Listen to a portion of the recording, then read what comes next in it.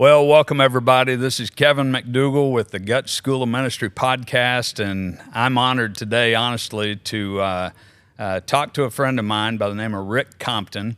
And Rick and I went to the same high school. And Rick, I'll tell you what, I have enjoyed more than you know watching your life transition over the last year. And I'm so glad you're here today. So welcome. Thank you. Glad to be here. You bet. And we're just gonna kind of have fun, and we're gonna talk about what God's done in your life. And if you don't mind, tell me a little bit about your childhood and your upbringing and things like that, because we've got people in our church who feel like they're by themselves. They feel like they're alone. They feel like no one else has had those experiences. And you and I have had conversation to where both of us have had experiences that most people probably don't even know about. And this is really going to help other people to know what you went through, where you came from, and how God made a difference in your life. So just start off with your childhood, if you don't mind. Okay. Well, I didn't grow up with a mother and father, really. My father was in my life some, but he was just a bad man. You know, he wasn't there to develop me, to teach me, to guide me through life. And me and my younger brother, we just kind of really brought ourselves up. Sure. And looked up to our coaches and our teachers in school, and it just gave us a false security with having that in life, you know, and it brought me to where I didn't know what to do through high school, and by talking to others, I was able to, you know, focus on the military, you know, to grasp hold of that concept and, you know, to have that as a guidance to my life. That's awesome. Now, when you look back, knowing what you know now, it's difficult. I mean, most people have a dad and a mom that can help guide them, direct them. What do you do next? When you're hurt, how do you overcome it? You didn't have that. So when you look back, you said you had coaches and you had people in your life. Can you see how God had a hand on your life even then and you didn't know it, and Yes. put people in your life? Can you think of any examples for that? Well, it's our church, the First Baptist Church was like 4 blocks from where I lived, and me and my brother would always just walk the streets, you know, of Cleveland, and just happened that they were having a revival. And I was 15 years old, and I just was curious, what is all this? And a big thing is a big thing. There wasn't nothing to do there in a small town. So I stepped in, and without me even acknowledging it, you know, God was, you know, directing me then. And on that day, that revival, I remember Pastor, he was giving me the eye, more or less. I was sitting there on the front row, and by the end of the service, you know, I was in tears. The Lord had touched my heart. I didn't know what it was all about, but I gave my life to Jesus at Awesome. 15. But from that point on, I didn't know what to do with that. Yep. You know? Absolutely. You know, I had in my family, my parents were really first generation Christians, so we didn't even know we were supposed to read the Bible on a regular basis, right? So I can imagine, I mean, you had zero guidance after that, and maybe some men in your life or people in your life, teachers, things like that, that would help you, but they're not doing it from a word basis, right? Right. It's And worldly. how old were you when you went in the military? I was 17. I went into the delay entry program. Okay, through the Army. Well, first I was Navy. Okay. I went into the Navy, went through their basic training in San Diego. Gotcha. And then once I graduated, I went on to AIT. But finding out I was going to be on a submarine, that wasn't what I was wanting to do. That wasn't my picture. And so I came back home on leave, and my grandfather knew of a way to get me out of that. So the other option was joining the Army. So that's what I did. Ended up. How many years did you serve? 10 years. 10 years total? Yes, total. without going in too deep on the vulnerability side, what were some of the times you went through? Because I know that on the outside of it, when we go through stresses in life, the world puts a label on us called PTS, and I lived under that label for 30 years myself. Yes. I identified as a person who had post-traumatic stress. And tell me a little bit about your story in the military that created that for you. You can go into combat or as much as you want to talk about. What really was it that hurt you, that the devil tried to label you as? Tell me a little bit of that story. Well, it all started during Desert Storm. You know, when I first joined, we weren't in any type of war situations and stuff. My whole perspective of the military and what I wanted to do was to go to college, because I grew up very poor, didn't know the ways of going about things, and thought the military would be a good way of doing that. But coming to find out with my MOS, which was a combat MOS, that I was constantly gone, constantly in the field, and I wasn't able to take advantage of those opportunities. And then after Desert Storm, our unit, the 7th Corps, was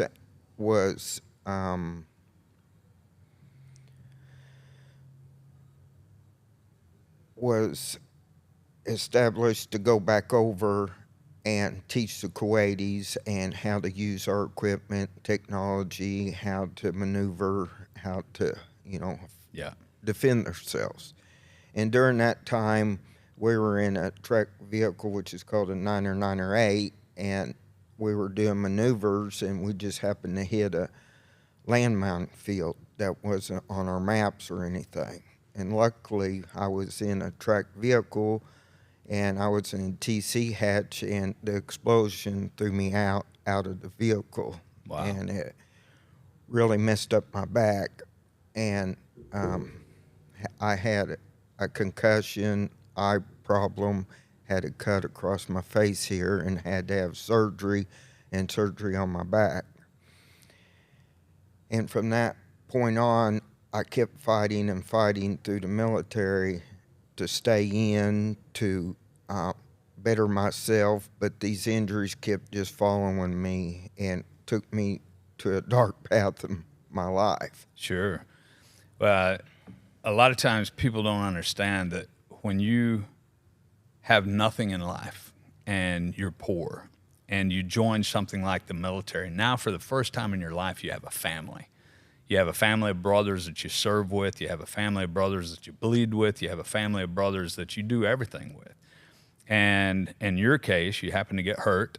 And so the military doesn't like having hurt people. Right. And so they try and process you out.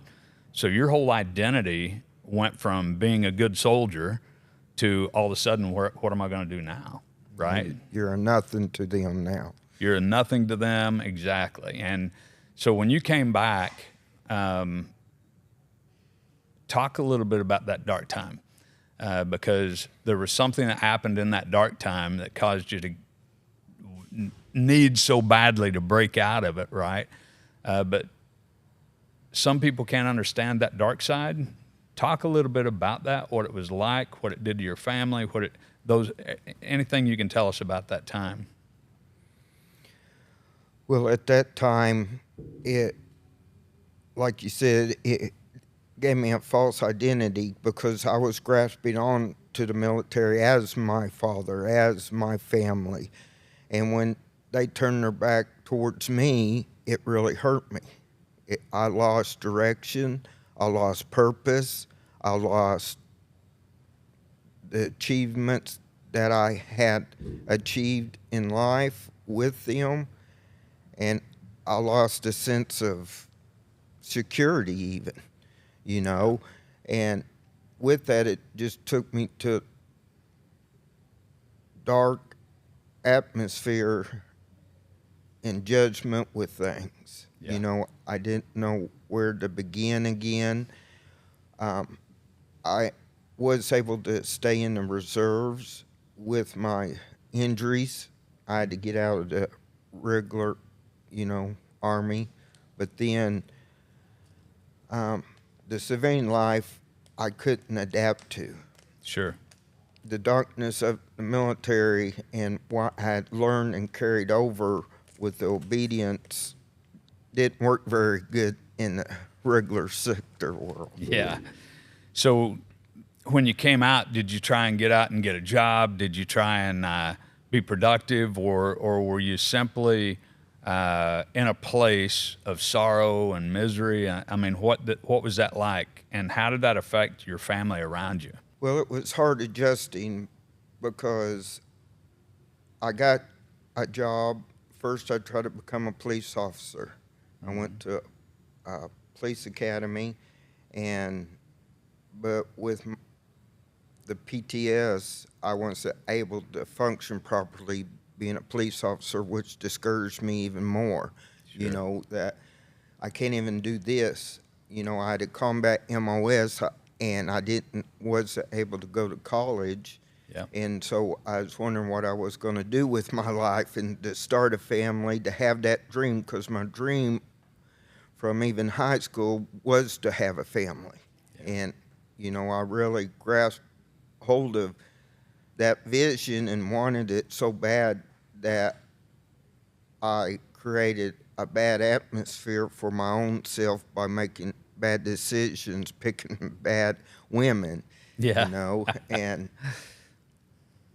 But what hurt me the most was what the military had taught me about overcoming things and adapting. We just pushed everything down. We're supposed to be strong. Yeah. We're supposed to be tough. We're not supposed to let our emotions affect our ability to, the ability to go on any task that we have. Yeah. And so that really put me in a spin of not knowing, what direction to go to, what kind of job I should do, and because I always wanted to excel and do the best I could. Yeah. And after I tried to become a police officer, jobs just didn't click for me. It was, I wanted to be the best that I could be, but with that, the civilian world didn't care. They didn't want to be the best as they could be. Right. And I couldn't function in that type of environment. But then, luckily, the God was directing my paths, even though I didn't know that I could overcome this. And luckily, I was able to get on with the post office and work mainly with myself. And I was able to function that way for, a good 18 years. Good. Now, did you end up retiring out of the post office, or did you have to leave because of medical, or what? I left because of medical. Okay. And what'd that do to you? Now, that's where it put me through the, tailspin of a pit of despair, because I had lost all identity at that time. Yeah. I didn't know what direction to go. I couldn't work. My back got so bad to where I could barely even walk. The pressure of putting weight on my back, so I had to stay in bed. I had no job. I had no purpose, and it just put me in that pit of despair with the anxiety and depression and PTS and things, and built up anger and bitterness in me to where I just didn't want to live anymore. So what happened when you got to that point?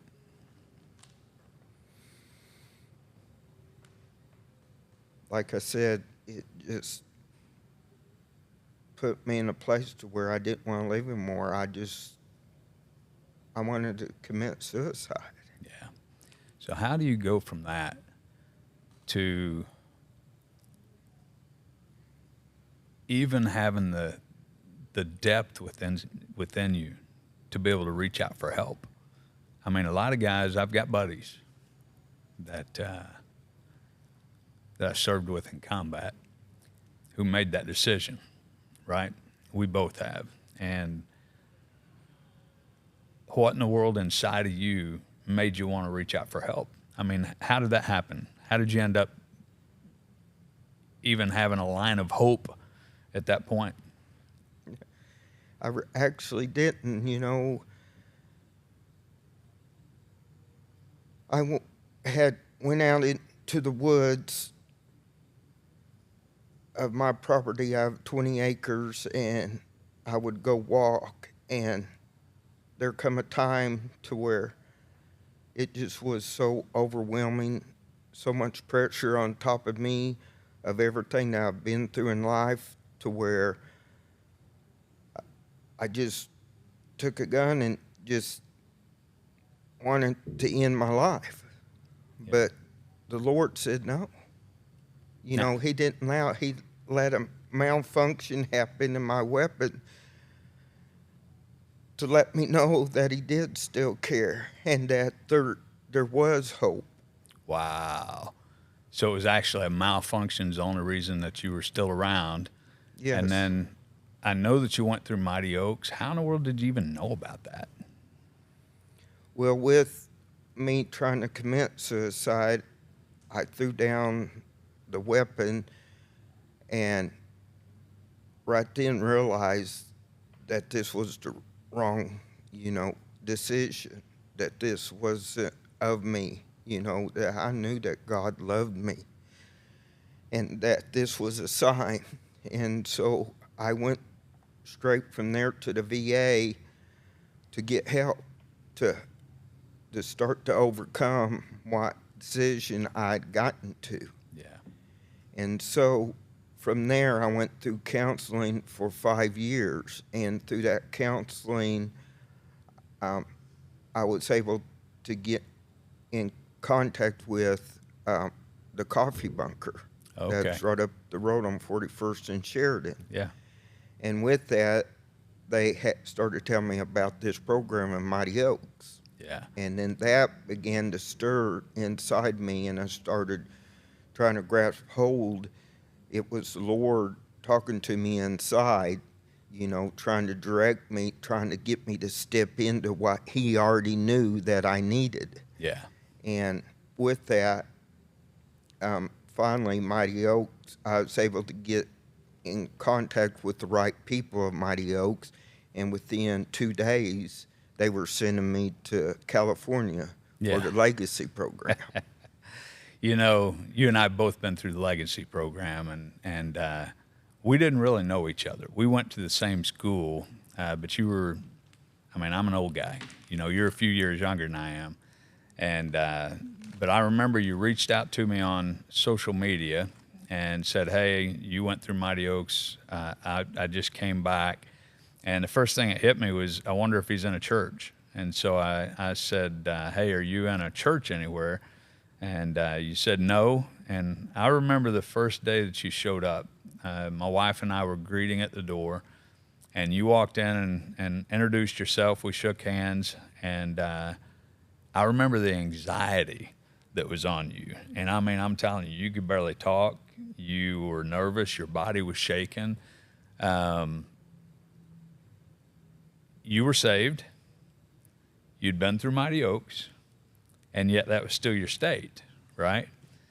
And you sat through that one service, and after service, I remember looking at you, and there was just a complete peace and a calm on you that I didn't see when you first walked in. So tell me about that transition. What all happened after your first day in church here to where you're at now? Okay. Well, first, I'd like to just back up just a little bit to the Mighty Oaks. After going through the program, they wanted us to get into church. They were teaching us to get into prayer, get into the Word, and find, a community church that will support you and help develop you. And I had no idea where to go. Yeah. And that's where I found you on the Mighty Oaks Facebook page and decided to come. But through that journey, God was working on me inside, but nothing was changing. And what he was telling me, I kept crying out to the Lord, but he kept telling me no and no, and that was really discouraging me and giving me a false hope that I was nothing, that even God didn't want me. But So what were you crying out for? You said you were crying out for him to help, and he kept saying no. What was he saying no to?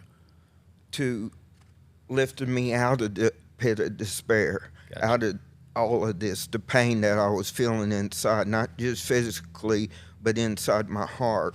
I was just bust open, that where I couldn't even function properly. The anxiety and the fear, the doubt in my life. Yeah. And with all that, the Lord started to show me, give me visions that I needed to let go of all that bondage. See, that's where he was telling me no. He wouldn't pull me out of the despair until I would let go. That's when I started to learn that I had to quit looking back. I had to let go of war, of childhood trauma, of just everything the world throws at all of us. Sure. And the military taught me how to get through things, to overcome things, but it didn't teach you after you get through those trials and tribulations where to be in your mind, in your heart. Yeah. And that's where I was holding on to everything. Even though I was being strong and pushing everything down, each time I was adding another chain that was weighing me down and down until I was in the pit of despair. Wow. Wow. So how'd you end up getting here? And then by, talking with you, you invited me to the church, and I was just nervous this big of a place. I'm used to the smaller little churches. Terrellton, Oklahoma, right? I Right. mean, there's 20 people in church on a Sunday morning. Exactly. But God knew what I needed. Yeah. I didn't have any idea about God's church or any churches here in Tulsa or what. Plus, I didn't want to go to no big church. No, I still had things and issues that I had to deal with. But God told me to step into it. He opened that door by using you to help me overcome that. And with that, he seeded me into some rich soil. To where I could learn. And once I did step into what God was calling me into, I was able to begin to see what he was doing. Yeah. And with that, I was able to get into the school of ministry, which God knew, okay, you're a new creation here now. You've let go of all that bondage that you had, but I was still lost. I didn't know where to go. Yep. And with the school ministry, God knew that it was good soil for me to be in. Yes. It was a good place to begin again. See, God had to cut me, not just prune me, but he had to cut me at the bottom, at the stump. Yeah. And I had to begin to regrow. And with the school of ministry, it's so awesome that I was able to get in and be able to be planted in that and to start to learn God's word, how to meditate in it, how to be in prayer, how to renew my mind every day in God's word and his promises. And through the process, my anxiety started going away, my depression, the PTSD, the pain in my body, the back issues. Wow. It's been a process, but God's, revealing his promise to me, his truth to me, that I am a creation of him. Oh, man, that's fantastic. I love hearing the story because you're talking about God told you no, but he didn't tell you no. He didn't want you to be recovered. He didn't want you to be out of pain. He wasn't saying no to that. He was saying, no, I, God, am not going to pull you out of that, because you have the ability to put the old in the past Exactly. and to start in my word, which is the power of life, right? And move forward in that word. And every day that you've been in that word, I have seen you become more and more a king that God wants you to be. And you're a father that you didn't have a father for you, but you will be a father to other people. Your kids will see the example, but not only your kids, the people in your life that come to your Bible studies and sit in your word, you'll be able to be an example to them now, because who else has gone through the things that you've gone through, right? You're going to be an example for them. And I'm so excited to see what God's doing in your life. You're an encouragement to everybody in that class, and they don't even know this whole story, right? But you've been an encouragement to me, and all I did was invite you. That's it. That's it. And I see that God's done everything else in your life. So if you had a favorite class in School of Ministry, do you have one favorite class? Do you have a group? I don't know if there's one favorite class, but the redemption class was one of my favorites. Renewing your mind. Yes. You know, that helped me to start to think, to, you know, be able to learn how to renew my mind every day, to grab and capture those negative, those doubts that the devil throws at us every day, and not let that go to your heart and create a bondage inside you. That I was able to, you know, contain that and let it go, to give it to God. And, you know, through Jesus, I was able to, you know, be renewed in that, and I've learned that every day. Yeah. Well, what would you say to somebody who's thinking about School of Ministry, thinking about going through the Gut School of Ministry? What are your thoughts towards that? I would say, you know, don't hesitate. Step into the call that God has for you, no matter what. I couldn't even talk. I couldn't even get in front of people. I couldn't even preach the word to others. And in just 8 months' time, God has took me out of that bondage, and I've been able to work and progress into speaking, to be able to stand in front of a class and teach His word, you know, to do His will. Yeah. And to be able to put up or establish a sermon, you know, and to get up and actually preach it. And so no matter what we're going through in life, that God can pull us out of that bondage and put us, you know, into the light, into His will, His purpose, and what He wants for us. And there is nothing in this world that can contain that. That's right.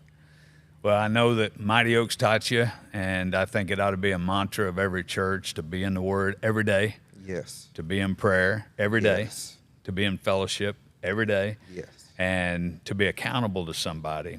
And when you abide in me and I abide in you, he says, right? For the last 8 months, you've been abiding every day.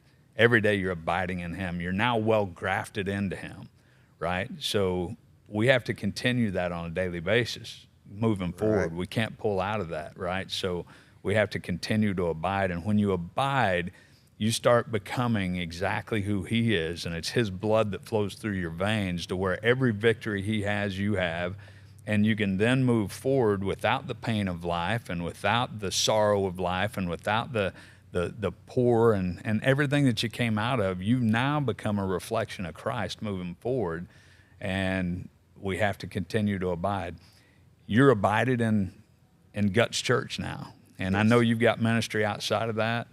But I truly hope that you plant a root here and stay here and with the pastor and stay abiding. And I love that I now have a brother for life, and I mean that. Yes. And do you have any last thing you'd like to say to anybody, anything that we forgot?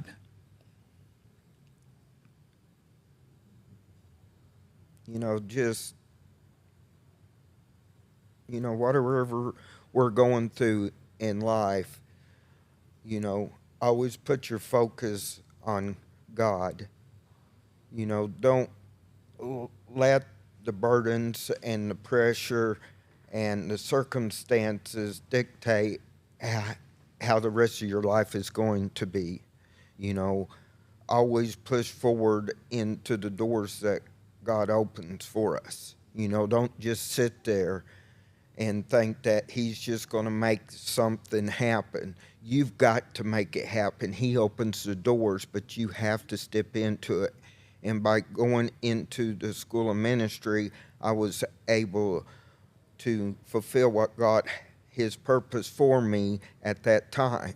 So we always need to be looking for those open doors to step into God's will, purpose, and desires. And with that, he will give us the peace we need in our hearts, in our lives, to be able to be in his purpose, his will of life. I couldn't have said it better, brother. Appreciate you being here, man. Thank you. You have an awesome day. Thank you. Bye-bye.